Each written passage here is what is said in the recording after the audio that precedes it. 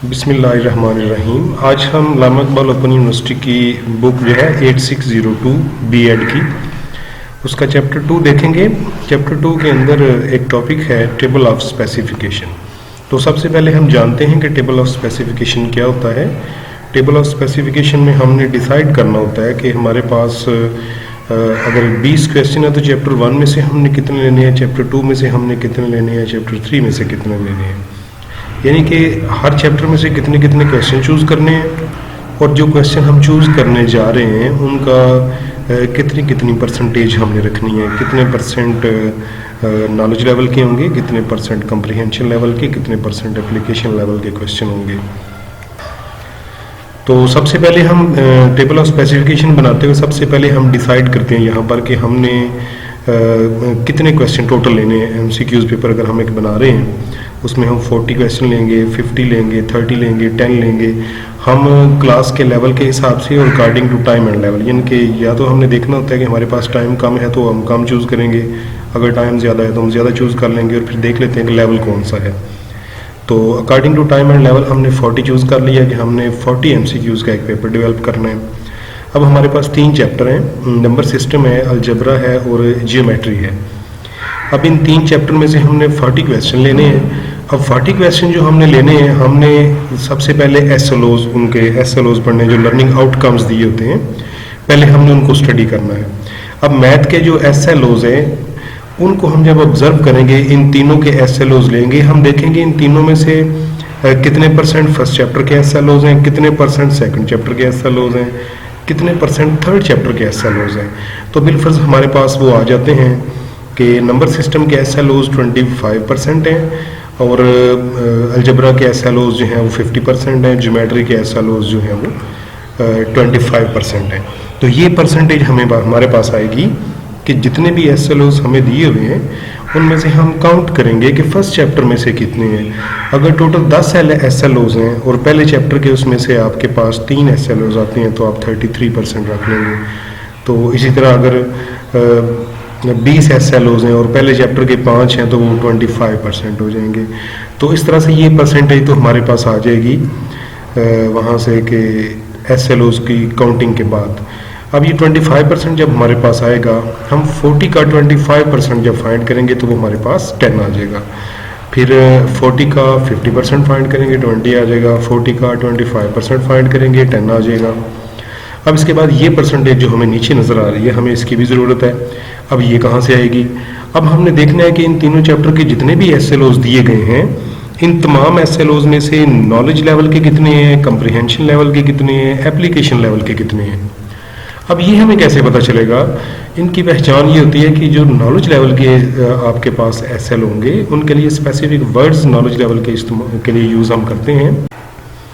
यहाँ से हम जज करेंगे कि ये कौन सा लेवल है, क्योंकि जब एसएलओज हम पढ़ेंगे अगर उसके अंदर वर्ड आ गए हैं, डिस्क्राइब है, नेम है, रिसाइट है, रिकग्नाइज है, लिस्ट है, फिर हम समझ जाएंगे कि ये एक्शन वर्ब जितने भी दिए गए हैं इन्हीं से हमने एसएलओज को जज करना है कि वो किस लेवल के हैं। अगर एसएलओज के अंदर क्लासीफाई का वर्ड यूज़ किया गया है तो हम जज कर लेंगे कि ये जो एसएलओ है ये कंप्रीहेंशन लेवल का है। अगर एसएलओ के अंदर प्रिडिक्ट का वर्ड यूज़ किया गया तो हम जज कर लेंगे कि ये एसएलओ जो है ये एप्लीकेशन लेवल का है। तो ब्लूम टैक्सोनॉमी के ये सारे लेवल्स दिए गए हैं, वो वहाँ पे हम सिर्फ 3 लेवल शो कर रहे हैं, हम इससे ज़्यादा लेवल भी शो कर सकते हैं। इसी तरह कंप्रीहेंशन के लिए अलग हमारी वर्डिंग एक्शन वर्ब यूज़ होते हैं, एप्लीकेशन के लिए हमारे पास अलग एक्शन वर्ब यूज़ होते हैं।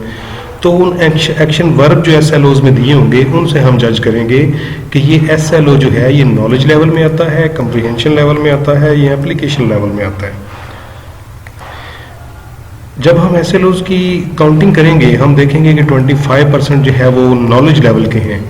तो फिर हम देखेंगे कि 10 आइटम हमने लेने हैं नंबर सिस्टम में से और उनमें से 25% हमने नॉलेज में रखने हैं।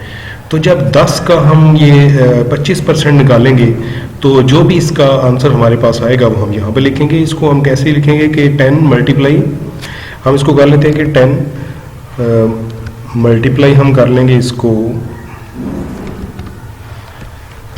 25/100, 25/100। यानी कि 25% में से, तो 2.5 यानी कि 2 या 3 इसमें से हम ले लेंगे। इसके बाद हमारे पास आ जाएगा यहाँ पे 50%। तो 10 का जब हम 50% लेंगे तो डेफिनेटली आ जाएगा हमारे पास 5 आ जाएगा।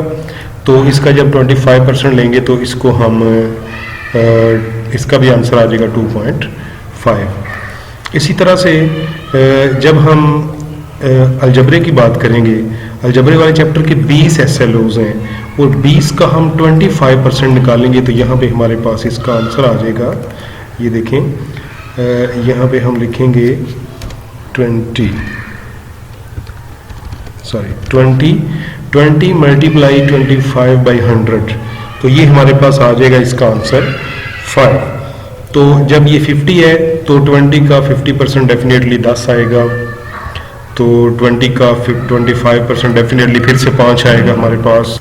इसी तरह से अब हम देख लेंगे कि ज्योमेट्री के जो 10 हैं उनमें से हमने 25% लेने हैं नॉलेज लेवल के, तो वो हम 10 का 25% निकालेंगे तो पहले की तरह हमारे पास 2.5 आ जाएगा, इसका हमारे पास 5 आ जाएगा, इसका हमारे पास 2.5 आ जाएगा। तो इससे हम ये जज कर लेते हैं कि हमने अगर नंबर सिस्टम के 10 SLOs लेने हैं उनमें से हमने नॉलेज लेवल के कितने लेने, तो वो हम 2 ले लेंगे या 3 ले लेंगे। तो इसी तरह से हमने अगर 20 SLOs लेने हैं अलजबरा में से, तो उसमें से नॉलेज लेवल के 5 होंगे, 10 जो हैं वो कम्प्रीहेंशन लेवल के होंगे और 5 जो हैं वो एप्लीकेशन लेवल के होंगे। तो ये हमने अभी टेबल ऑफ स्पेसिफिकेशन बनाने का तरीका सीखा है। तो टेबल ऑफ स्पेसिफिकेशन बनाने के लिए हमारे पास 2 चीज़ें होनी चाहिए, 2 चीज़ों का हमें पहले पता होना चाहिए।